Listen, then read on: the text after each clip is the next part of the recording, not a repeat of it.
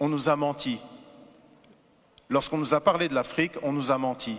Et lorsque nous parlons de l'Afrique, nous, Africains et Afrodescendants, nous nous mentons à nous-mêmes. Bonsoir à tous. Good evening, everyone. Je vais faire ce petit mot d'introduction en français.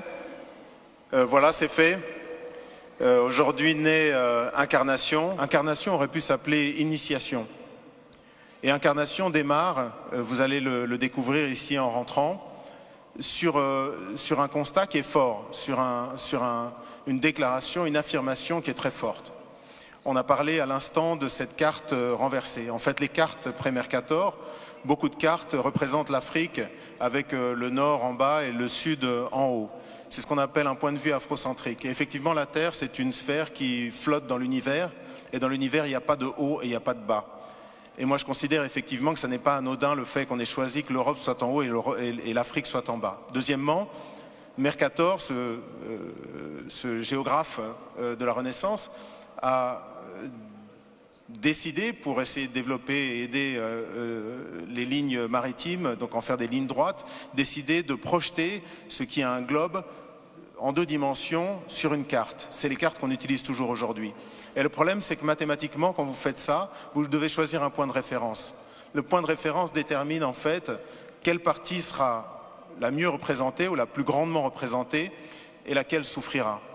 Et moi, j'ai appris, comme certainement vous tous ici, que l'Europe avait une proportion qui était presque comparable à l'Afrique, ou en tout cas une partie de l'Afrique.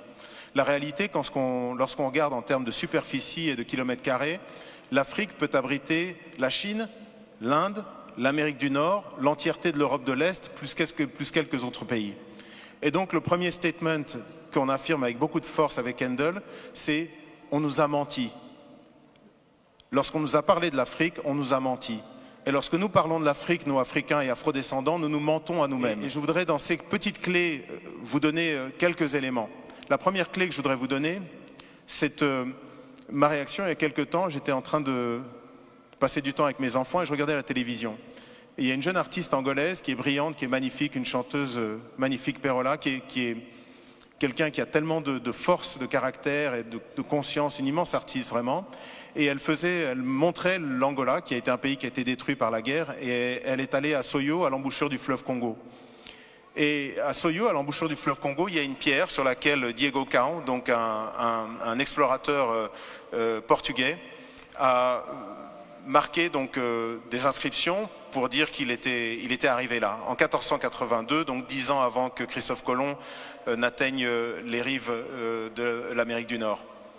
Et cette jeune chanteuse a dit en portugais, je vous le traduis en français, elle a dit voilà, 1482, Diego Cao arrive ici et c'est maintenant que commence notre histoire. Et j'ai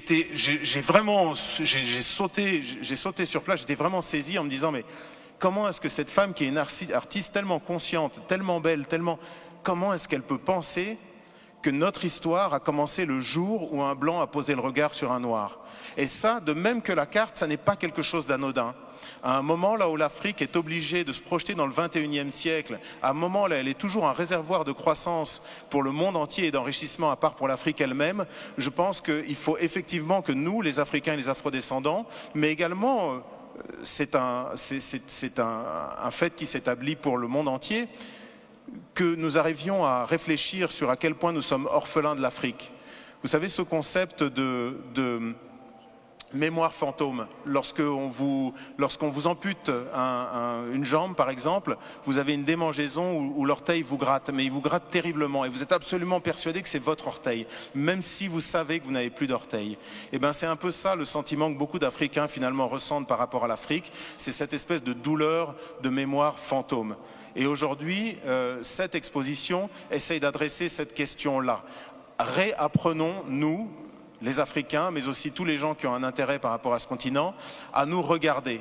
Désapprenons ce que l'œuvre coloniale nous a imposé, qui est un regard décalé vis-à-vis de nous-mêmes et de notre histoire, un regard exotisant, et apprenons à nous recélébrer.